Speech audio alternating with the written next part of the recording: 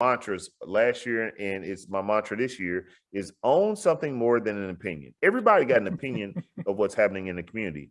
I don't want to hear your opinion. I want to see it with my eyes. Show me where you felt this way about something and then you went out and did something to it. Show me where you bought a house and you could have rented out for $1,500, but you rented out for $1,300 on Section 8. Show me where you and somebody put some capital together and developed the affordable housing community, and you could have did a build to rent and sold it to a large developer. Welcome to House Rich, the real estate show. We talk to average people that have done above average things in real estate. Today on the show, we have Tyron McDaniel, owner of Houston Vintage Homes, Houston's premier urban and design and build construction firm. So he's going to talk about a lot of things, talk about his background, talk about gentrification, talk about how to build a home in the first place. He talks about, they build nice homes in the hood, basically. It's kind of what it says when you check out his Instagram bio. So we're going to talk about all sorts of things from a dirt lot to how the home gets there, all the way in the end. So thanks for hopping on the podcast, the real estate show. Can you introduce yourself to the folks around? Yeah, no, I think your introduction was pretty well. My name is Tyron McDaniel from Houston, Texas. We own a design build firm, Houston Vintage Homes, as well as a Urban Vintage Designs, which is our design and development leg of our business. And outside of those as my jobs, if you will, we buy and invest in residential real estate as a, wealth creation vehicle.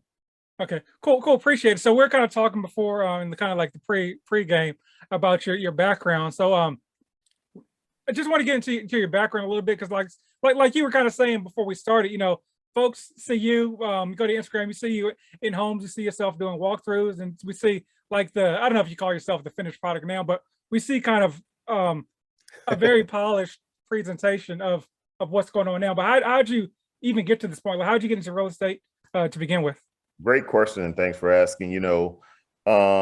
So initially my entry was a friend of mine, one of my best friends to this day, actually was what they call an account executive. He worked for a lender, and that lender focused on getting what at this time there was a thing called subprime lending. So this was for people who had credit scores of 620 or lower. Now I'm predating myself and kind of, you can see the grays here. So I've been around a couple of moons. So in that day and time, there were subprime lenders that focused on doing loans for people who had lower credit scores. And he worked for a company that lent to that demographic. Long story short, he always had a mission or vision of opening a mortgage company. And he shared it with me one day. We were talking, and I didn't know anything about mortgages, but the epiphany I got driving home was, if I can understand a little bit more about finance than what I already know, now I could eventually buy, build, or sell and invest, which that was always kind of something that was in my heart, that I wanted to, become a real estate investor, own homes, build them, develop them, things of that nature.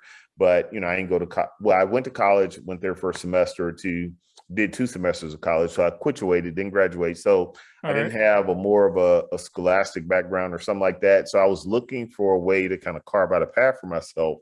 When that opportunity presented itself, I, took it full steam, and we actually started a mortgage company. Cool. Just curious, did you decide to not to finish college to start the business, or was it like other circumstances? And I wish it was such a beautiful story where I was in college and my homeboy said, "Hey, let's start a mortgage company." But long story short, I went to Southern University, came home, went to TSU for a semester, and I only went to college, quite frankly, because no one in my family had went. Okay. So for me, I never went to college with the understanding I'm going to graduate. I went with the understanding I'm going to go. I came, I went, and I saw, what I mean? I had a great time. And looking back, obviously there was some aspects of I wish I really would have had a different mentality about it. But the reality of the matter is I understood my family's financial situation. I knew my mom couldn't afford it, which is why I went from Southern, came back home, started working.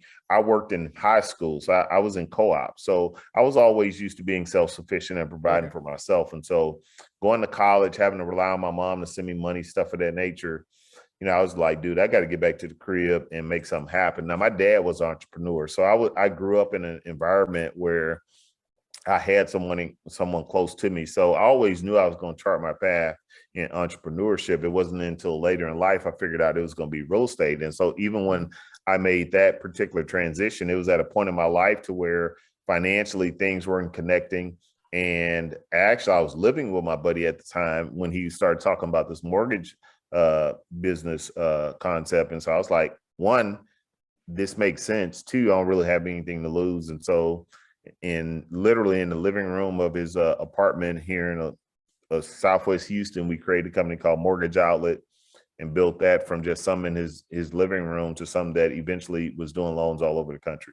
Oh, okay, awesome. And just the time frame, were you yeah, what kind of years? The reason I'm asking because were you part of like that 2008, 2010 kind of Sure. big short So, situation? most people, I take pride in saying that, I was around back then. Uh-huh. And so, yes, I entered real estate. So I'm 48 years old. So Okay. I entered real estate in literally, we started doing loans in 2000. So Okay. by the time 2009 came, a lot of things had transpired in our life, but definitely was around for that time. And we can get into that more based on the course of the podcast. Okay. Yeah. So I'm just curious. I mean, I was not a lender back then, but my perspective is from watching the movie The Big Short.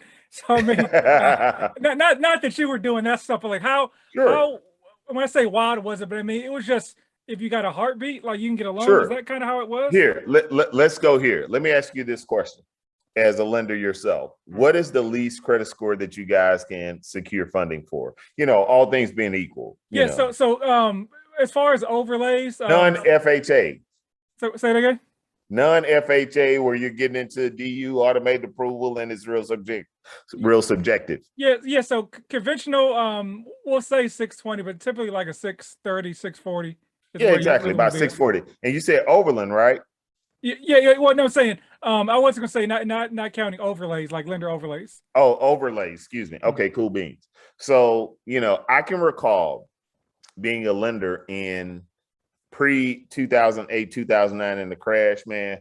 And when I knew that the bottom was going to drop is so when I cut my teeth in the industry, you had to have at least a 620 to get a no money down loan. That means it's 100% loan, and they even gave you 3 to 6% seller concession. So we would have people buy a house and literally leave closing with a check because we had the seller pay for all their closing costs. So now they got their earnest money back. So you go buy $150,000, $200,000 house and leave closing with a check for $1,500, $2,000. It was crazy, right? Mm-hmm. So we went from a 620 credit score to a 580, down to a 550, 560. And I remember right before the market imploded, dude, there were lenders that were doing 100% loans for 500 with a 500 to 520 credit score. Yes. And I remember thinking to myself, and not really knowing a lot, but having been around a couple of years, I was like, dude, this is crazy. Like, they're giving a person with a sub 580 credit score 100% loan. So the difference, what I always tell people who say, I'm gonna wait for the crash to happen, so on and so forth, I say, no, you're not. If you can't buy an environment where people are doing, where they're excited, everybody's excited about real estate, you're not gonna buy in a crash. Mm-hmm. And I saw a crash unlike anything up to this point that we've experienced with, obviously through 2008, 2009. But yeah, back then, like, dude, we were getting 100% loans approved with 540, 560 credit scores. Okay. Crazy. Yeah. That's wild, especially at 0% down. Right. Like no money down. Like you literally don't have a down payment and you're just covering closing costs. In many cases. So yeah, it was a different world. That's why one of the things I talk about when I tell people, you got to understand the dynamics of the lending market. Today we're in it's harder today than it's ever been to get qualified for a residential mortgage. Mm-hmm. The lending criteria is so stringent that it's just more difficult. It just is what it is. The credit score requirements, the level of scrutiny, the technology they have to underwrite the loans, it's way different than it was back in the GFC, the global financial crisis. So it's a totally different market today versus back then. Okay, cool. And so how did you transition? So after the mortgage business, I guess what made you get out the mortgage industry? Sure. So a couple things. Number one, having a smart wife or partner or spouse or what have you. My wife used to always say, listen, you should focus more on the real estate side than doing loans, number one. The second thing is, for me, loans were a means to an end. It was a means for me to understand the financing side of real estate. So it was never going to be a long-term thing for me. It was just learning, getting in, learning how, what I call deal structure. Deal structure is understanding all the moving pieces that are associated with doing the deal, whether that's buying your home, buying a lot, designing the home and building it, buying a 2-3 acres, getting it subdivided, approved. So like this deal structure component, and everything boils down to the money. If you don't have the money, it doesn't matter how elaborate or how detailed the vision is. So for me, I got into mortgages with the understanding of, I'm going to get in this and learn the financing component to this, and then I'm going to continue to build my skill set. So even though my wife at the time, she's a broker today, but she had a real estate license back then. We both got both licensed. So I was a loan officer, became a real estate agent. She's a real estate agent that became a loan officer, so that as a business and how we operated, we could both fully understand both sides of the real estate transaction. There's no shortage of people that understand the financing but don't understand the agency side. There's no shortage of people that likewise understand agency but don't understand the financing. And to me, that was odd. You and I are both drinking beverages. If we pour the beverage on ourselves, we can't separate that act from getting wet. They go hand in hand. But most people didn't understand, most loan officers didn't understand what happened on agency side. Most agency people or real estate agents didn't understand the loan officer side. So, I learned financing, then I started agency. And while we were doing that, we started investing, because again, my whole vision was to get to building, developing, and investing. Okay. And so I guess that'll segue to, maybe, I don't know if it segues or not, but so how did you transition from realtor life to kind of open up your firm? Or I don't know if it went directly to there, or how'd you get there?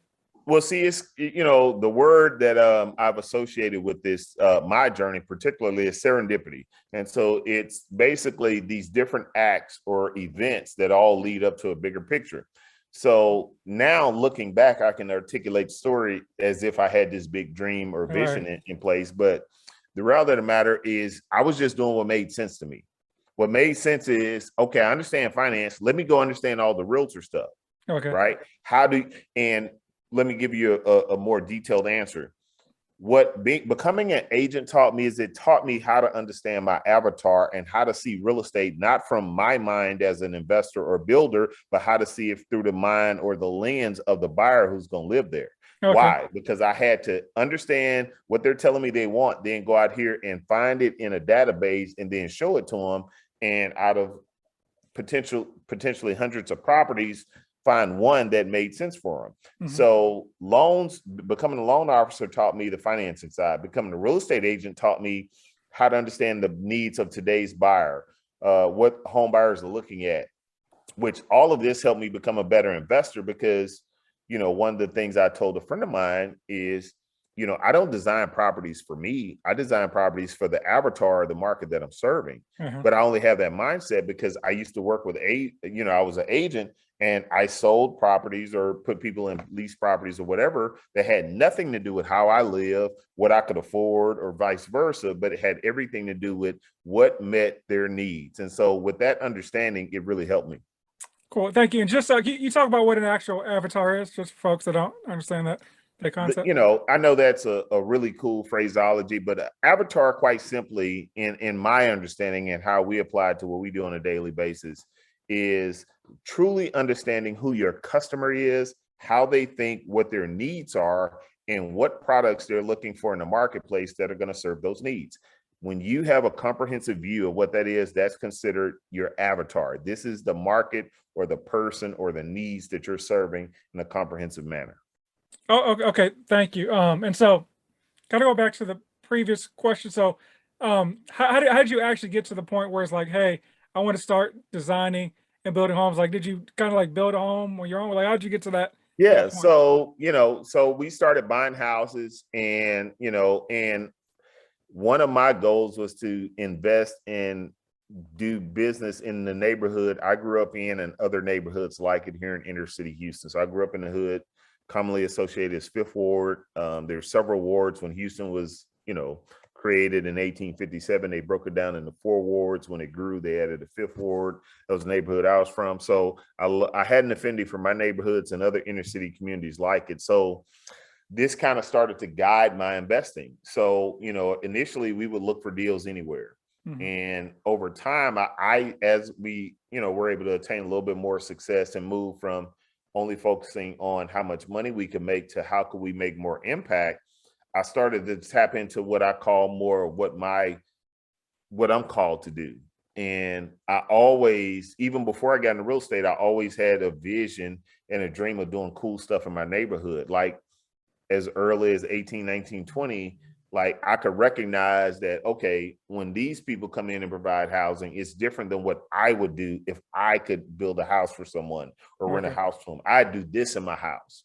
So as I learned more, we started to make investments in things of that nature. And as that kind of continued to grow, we started to, at a point in my life, I said, you know what, I'm gonna spend, the next foreseeable years focusing on my community and others like it. And so how I started to get into design is because I had in my mind a vision of what I wanted to create. And I would sketch it, because I'm not an architect, or I'd sketch down what I want and I give it to an architect or a designer and have them put on paper in AutoCAD or Revit what I design. And after doing that a few times, I'm like, why am I paying somebody to articulate my thoughts? Let me take the Henry Ford philosophy. I don't have an architectural degree, but I'm gonna go hire an architect to work for me and now create my own, because the architect isn't doing the thinking for me, nor is the designer. I know my avatar. I know the person. I'm from this area. I know the people that are in this area. So there's no one more connected to the market I'm serving than someone like myself. So why pay someone to interpret this when I can create an infrastructure to do it for myself? So after we started doing, properties, and I'm continuing to pay, a few grand to take our visions and make it manifest, I said, you know what?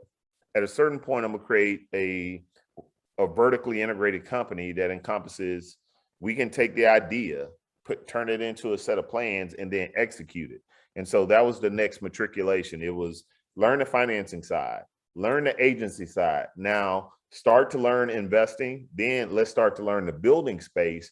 Once we have all 4 of those, we can create a vertical and create a company that you can come in with an idea, leave with a set of keys, and 6 to 12 months, whatever it takes to build the project you have in mind. Okay, thank you. And can you talk about this may be a long answer. You talk about the process of, so there's a lot there with, some grass or maybe some dirt to an actual home being built. Like are you buying the individual lots? Like how does that process work from a dirt lot to a house? Most certainly. There are a couple. So strategically what we do, so yes, we will find a lot in an area. So the first thing I believe in is studying an area. Studying an area means going online and doing all the stuff you can do on Google to get demographics, statistics, things of that nature. But then getting in your car and burning some gas, driving the neighborhood, drive it during the week, 5:30, 6 o'clock, to get an idea of who the people are. Drive there on a Saturday and a Sunday so you can get an understanding of, when they're not at work, how do they live as a lifestyle? And based on that, you're going to start to learn some things. I believe in walking for dollars. So I don't invest in any area that I wouldn't walk down the street and engage with the neighbors. Okay. It's amazing what you'll learn. And I tell people, if you're scared to walk the street, you probably shouldn't invest there. Right. So with that being a premise, I take these very organic methods to learning and understanding an area.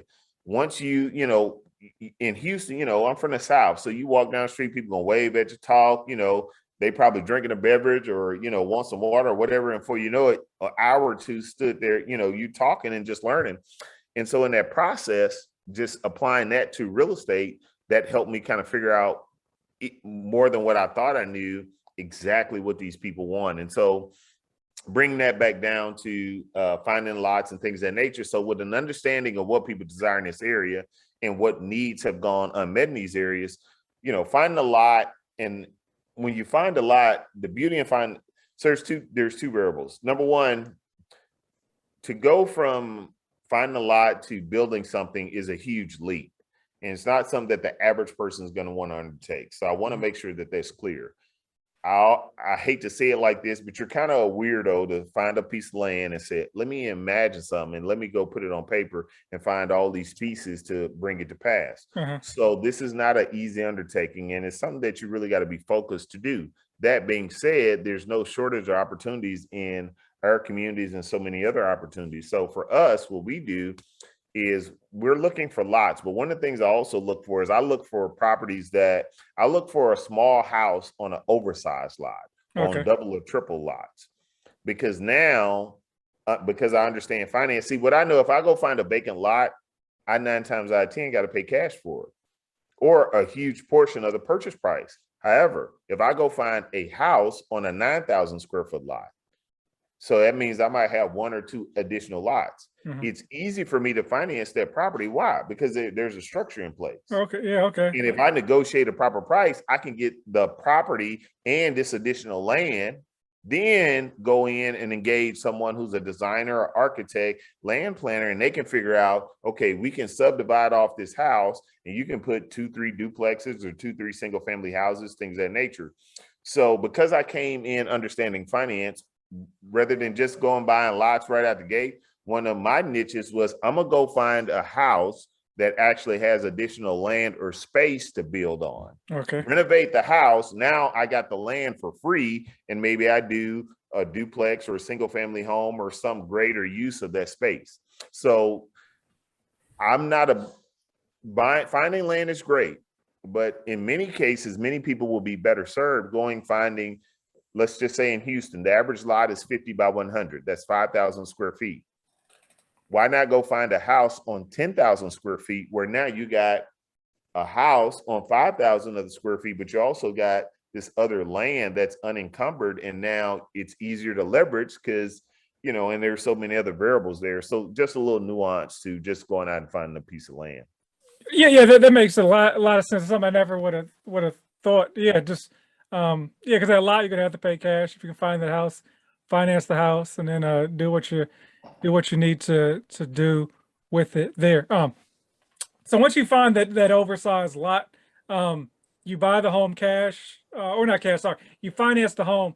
At that point, are you? I'm just thinking for me, if I was to try to do this process, Sure. you're knocking down the home and then building some on top of it, or how are you Sure. rezoning the I can give you a lot? Or contemporary example. So we have a property that we closed on a week ago. It's $95,000. It's a house on a 3,000 square foot lot that came with an additional lot that's 30 by 100. Now, okay, the beauty for us is this house by itself on one lot, on minus the additional lot, is worth the 95,000. Okay. But let's say that's not the case, but just from a lending perspective, it's easy for us to go get a hard money loan or a construction loan, FHA 203K renovation, Fannie Mae home style renovation. It's easy to finance it because there's an existing structure. So we now have a free lot. So we go and remodel that existing structure. I'm not a fan of tearing down okay, historic properties in the hood. So our mantra is we don't tear down houses in the hood. We're going to tear off everything about the house that's bad, and we're going to redesign it to fit today's needs for our, the discerning buyer or renter or whatever the case may be. So we're going to take that existing raggedy house, make it dope, make it amazing. And while we're doing that, we're going to work on the plans to build something new construction on the lot that's adjacent to it. okay. So that's one of the nuances that we do. Oh, okay. And can you talk about the financing piece? Because that's one part I'm always kind of curious about when you're building a new home or kind of maybe doing what you're doing, tearing it down to the studs and kind of Sure. rebuilding it from there. Like, how does the financing typically work for your buyers? Because typically, like, if you go to a Chase or Wells Fargo, they're not going to finance Most certainly. typically a smaller custom home builder like you, I would assume. Well, fortunately to that case, I built my first house in '05, so I have a pretty decent track record in that regard. Okay. But let's say that, you don't have access to someone that has that, the first variable to financing, which is why I started with a house on an oversized lot, is because it's easy to find hard money lenders that will lend on this deal. Okay. Because they can recognize via comps that houses like this are selling without the extra land. And when we factor in this extra land, wow, you have a value add scenario. So that's the first point. Having a savvy a lender, specifically a hard money lender, is key. Now, Okay. a hard money lender in and of itself isn't enough. You got to have someone who offers what we call agency financing, or long-term 30-year mortgage, low interest rate financing, so that once you secure the property, you get it to the proper disposition, you can now bring in long-term financing. So the first step for us is figuring out, again, because of my background, I'm only looking for certain types of properties Okay. that make it easy to finance. There's, if you got a ton of cash, it's easy to just go and buy a lot, pay cash for it, go get somebody to design, engineer, then build, because you got a ton of cash. I didn't come into the game with a ton of cash, so I had to get creative. So that's why I developed the idea, wait a minute, let me just go find old raggedy houses that have space for me to go and build new. I can finance these via hard money lenders. Most hard money lenders don't do new construction loans. Okay.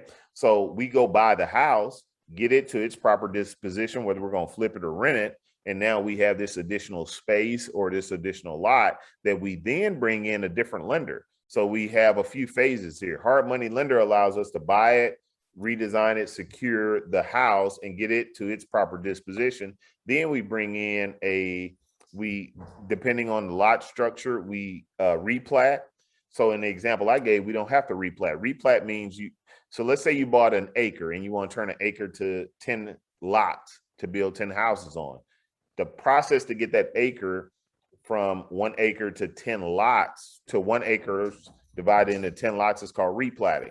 Well, in the context of a lot of projects we do, I look for projects that don't require a replat. So an example I gave, I'm buying a house for 95 grand. It came with a vacant lot. We can build a duplex on a vacant lot without having to replat. Well, that's by design, because I inherently know I'm looking for that kind of deal. So when I see it, I'm more than happy to pay the wholesaler whatever he's asking, because I understand how I can leverage this. So we renovate the house and refinance that. Then we bring in a construction lender that only does construction loan for small or niche builders. There's lenders that will fund first-time builders. If you're a first-time builder or developer, but you pay a qualified builder to build for you, they'll fund the project. So there is no shortage of lending resources out there for you to execute that. So it's kind of done in two phases in the context of how we're talking about right now. Thank you. What's a qualified builder? Is that? So a qualified builder is pretty much, so in the state of Texas, there's no license. Okay. So in areas like Texas, where it's unregulated, a qualified builder is going to be someone who has a track record, who can show you current projects as well as past projects, and has the proper licensing. In other cities, you're going to start with them being licensed, because there's a license requirement. And then even if a person's licensed or not, you can't, there's nothing there's nothing that you can duplicate or that supersedes seeing their current projects and then seeing their previous projects. So those fall into qualified builders, because that's what the lender is going to want to see. Oh, okay. Thank you. And so when someone's looking for a builder, so am I builder and general contractor? Is that term interchangeable, or is that a totally different term? So that's a tremendous question, and I appreciate you asking that. General contractor and builder can be interchangeable, okay? Because there's a few different levels you can build. For the average person, they're not qualified to hire a general contractor to operate in the builder space. Okay. See, the thing with building is you're going to pay to the degree that you have knowledge about what's going on. So in other words, the more educated and the more you know, the better structure and positioning you get. The less educated you are, the more you're going to pay, and the more likely it is you're going to get taken advantage of. So you take someone like myself. I have certain projects of ours that we manage, and I pay a GC who has guys that work for him to manage the project. But that's because I understand everything he has to do. So I know what traps to check. I know what holes to check. I understand all the nuances to how, I could end up paying more money if I didn't understand some things. So yes, you can pay a GC or what we call a project manager to manage your project. As a brand new builder or person going into developing space, I wouldn't recommend that. What I recommend is you go pay someone who's going to do what we call a cost plus contract, number one. Cost plus means, okay, you got a house, set of plans. The literal labor and materials to build that house, or let's just say 150 grand. But for me to build and manage that process for you, I'm charging you 30 grand. So now you're going to pay 180. 150 for all the stuff it takes to do it, and 30 for me to manage this process. Now, when you have a cost plus contract, the first thing that benefits you is you know exactly what you're paying the builder. You know exactly what you're allocating for materials and labor for the construction of the project. This is powerful because now that gives you control. Versus if the builder just said, I can build it for 180.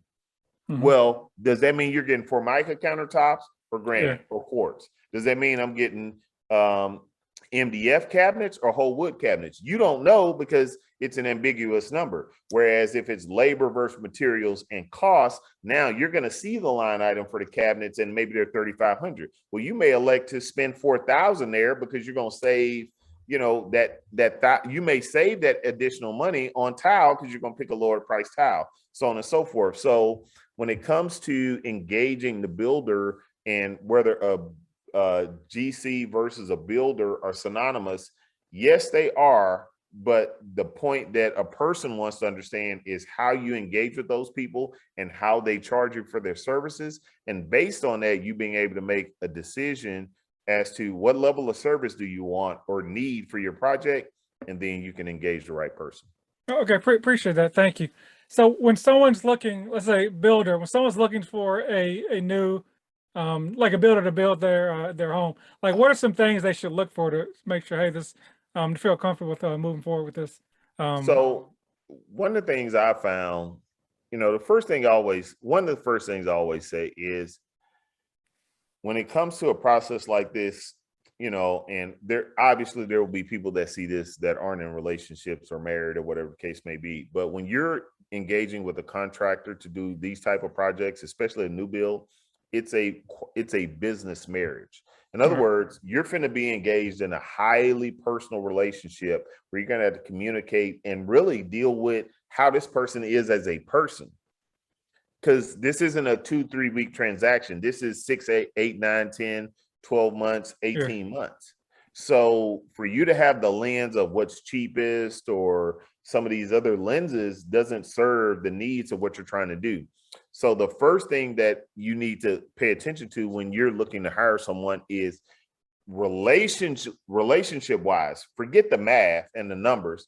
Is this a person I want to talk to every single week? You know, when most people, you know, if you go and start doing a little bit of research, you'd be amazed at how many people start a new construction project and like if it's a couple, they break up or they get a divorce or there's financial calamity associated, not with the success of the project, but the process. Because there's what we call decision fatigue. If you're building a house, now you got to make a whole bunch of decisions, or you got to pay somebody to make a whole bunch of decisions.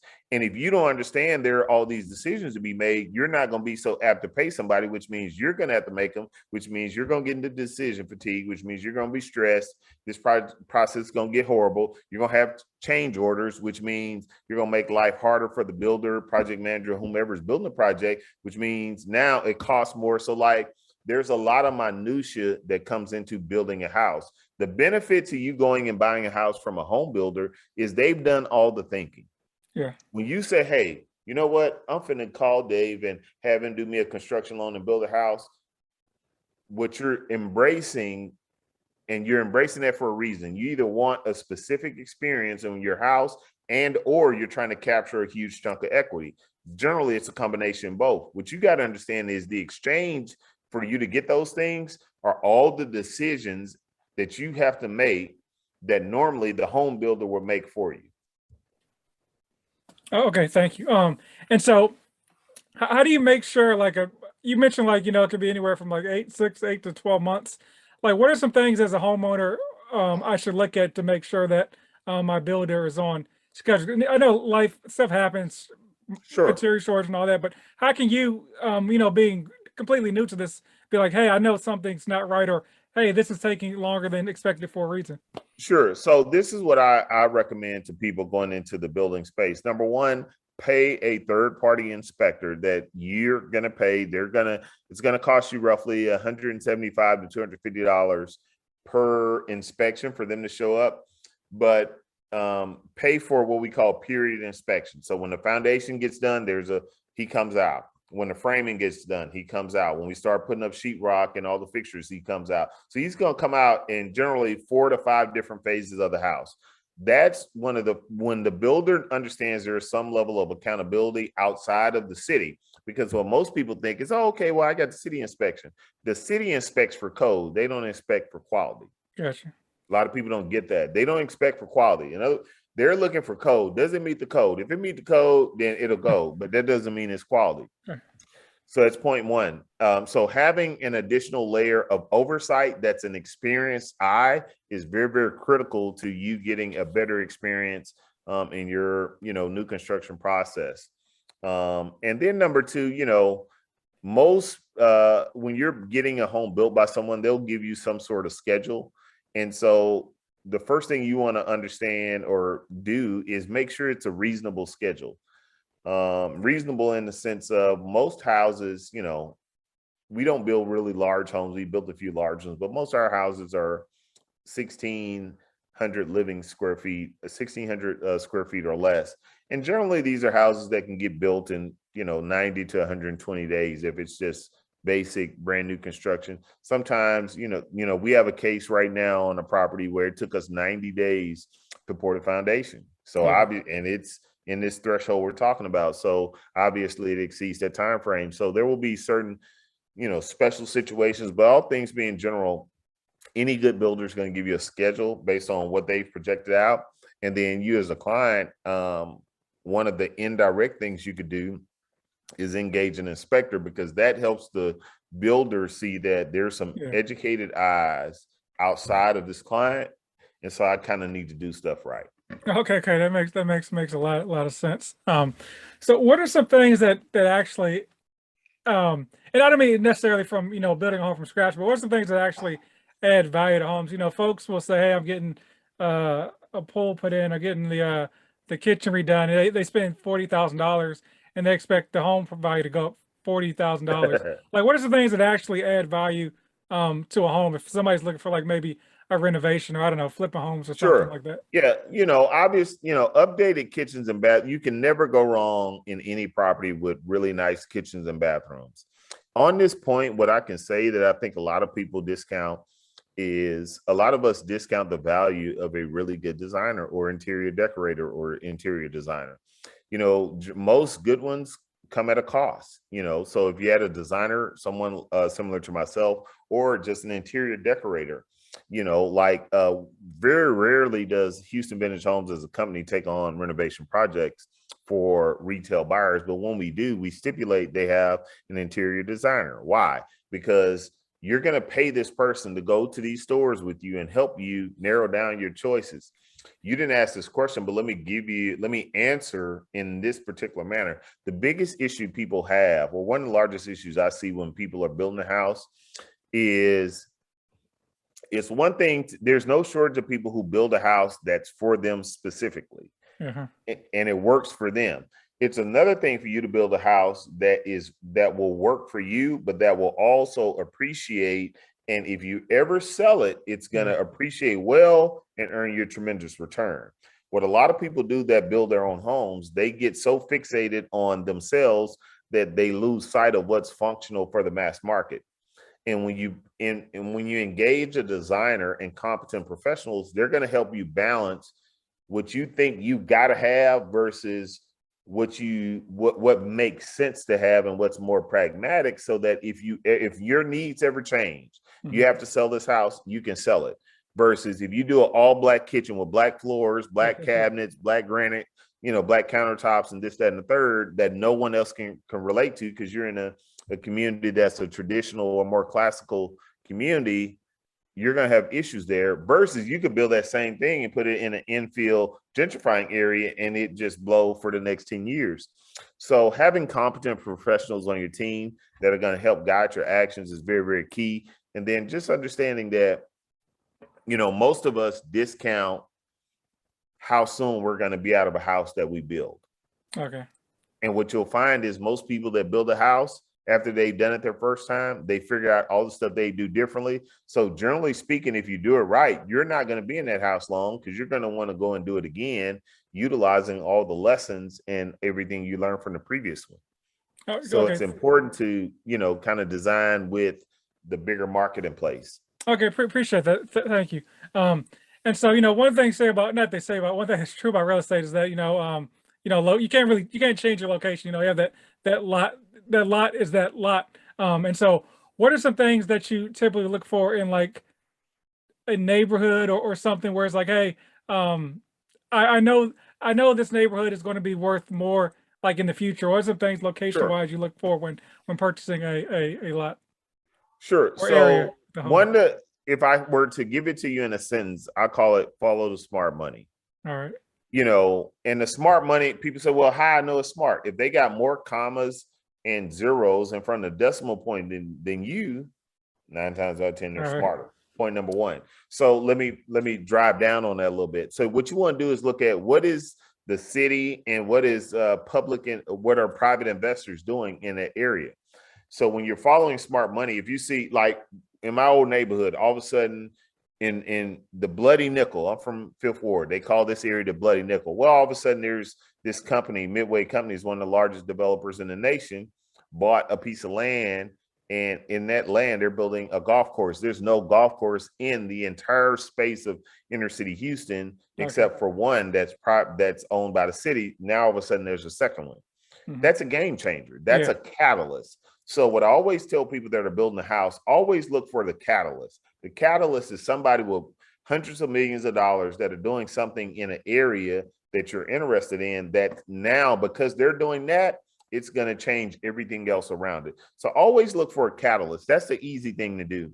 Something else that, an exercise I do whenever I travel to a city I hadn't been to in a while, or I'm wanting to learn, is I'll travel to a city, land, get in my car, drive to downtown.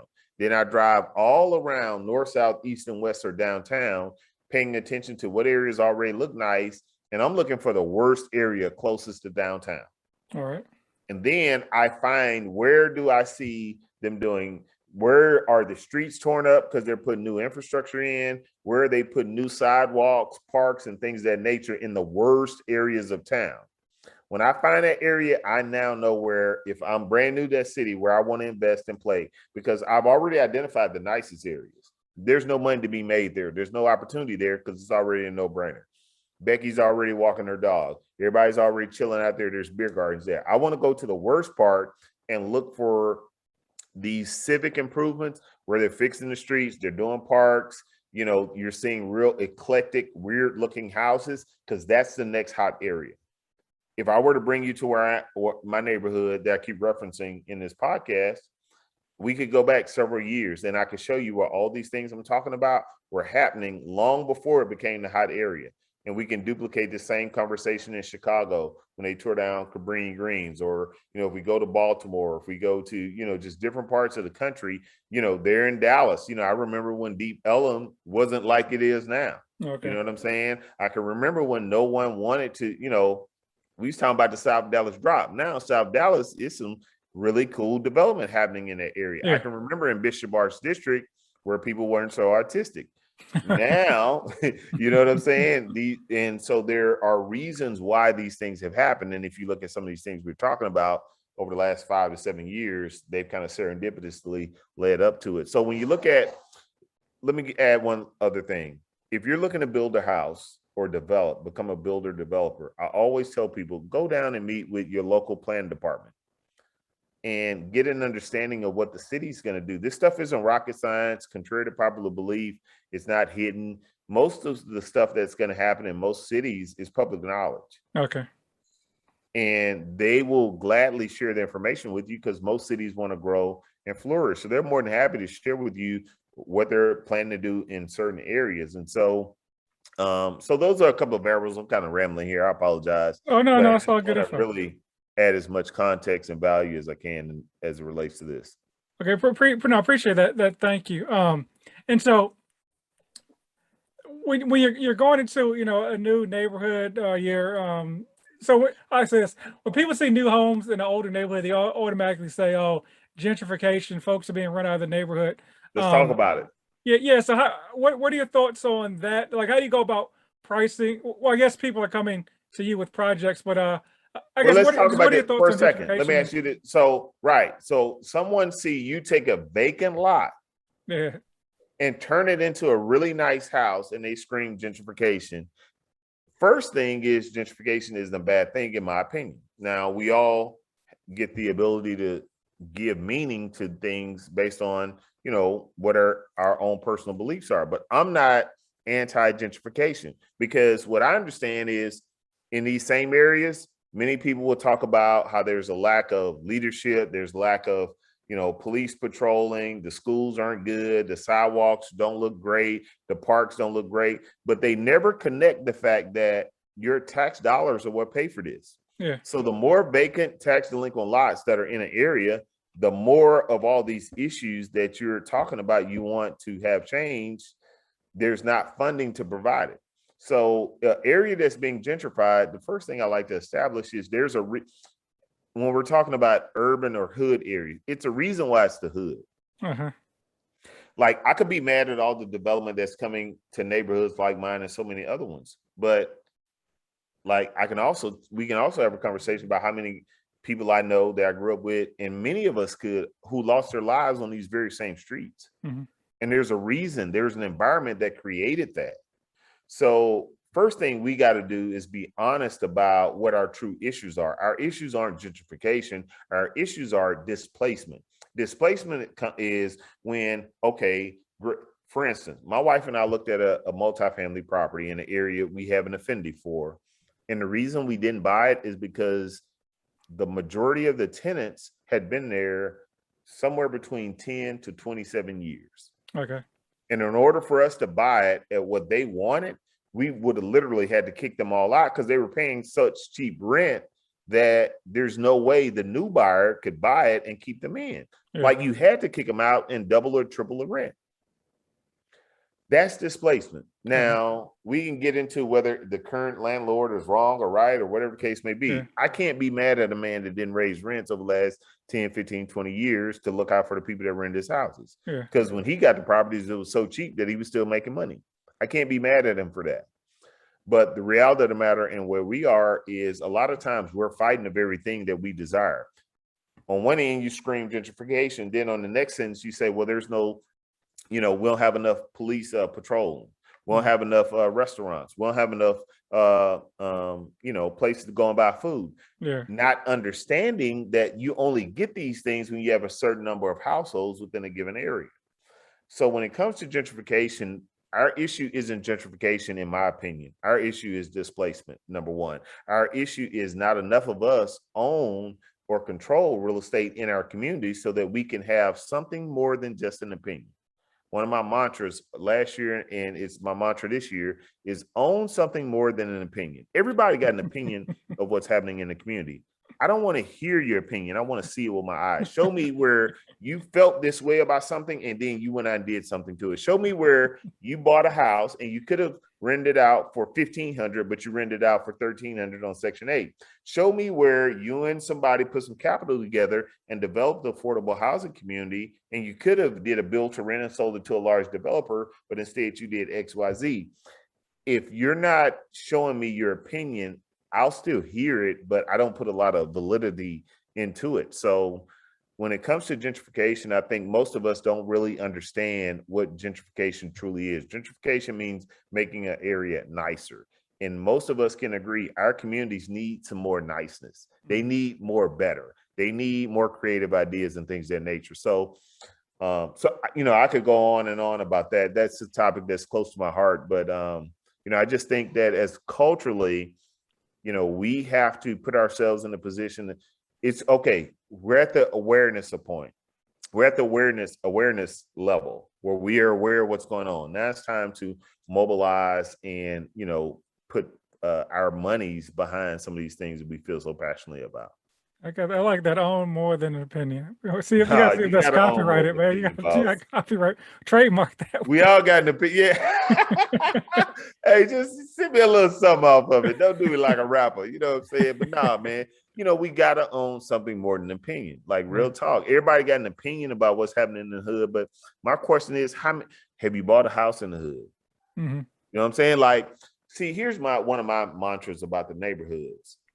So many of us can talk about how much prices have gone up, but all I'm saying is, okay, great, that's cool. They have gone up. But Fat Joe told us best. Yesterday's price is not, that's not today's price. So we got to stop looking at what the price was 5 or 10 years ago and pay today's price and make it better. Yeah. That's what we got to do. Gotcha. Yeah, that was a great answer to that question there. Appreciate your time. I'm going to kind of wrap it up things now. I think we're going for maybe 50 minutes almost. So the last question I always ask folks is, so you have $1 million. You have 1 week to spend it on real estate or real estate adjacent item. You got to spend all $1 million, or you don't get it for some reason. What are you using the money for? Oh, that's easy, bro. That's easy. All right. So allow me to give just a little bit of backstory because I think it's important for anyone that would hear this. I believe in studying and mastering an area to the degree that somebody can send you an address and you can look at the property on Google Maps and know if you want to buy it based on them telling you what they want for it. You don't have to walk it. You don't have to see it. You don't have to get it inspected. No, you can tell them unequivocally, yes, I'll buy it, or no, I'm not interested, not even having seen it. So with that as a backdrop, you gave me $1 million, bro, it's light work. I'm going to take that $1 million and this is what I'm going to do. I'm going to take 650 grand and I'm going to go and buy lots in all the areas, lots. And when I say a lot, it might be a vacant lot or it might be a house, a little raggedy house that most people think is a tear down on it. And I'm going to buy a ton. I'm going to buy $650,000 worth. I'm going to take the other 350. I'm going to take 50 of the 350 and get all the houses designed. Then we're going to take the 300 and I'm going to build 1 or 2 at a time.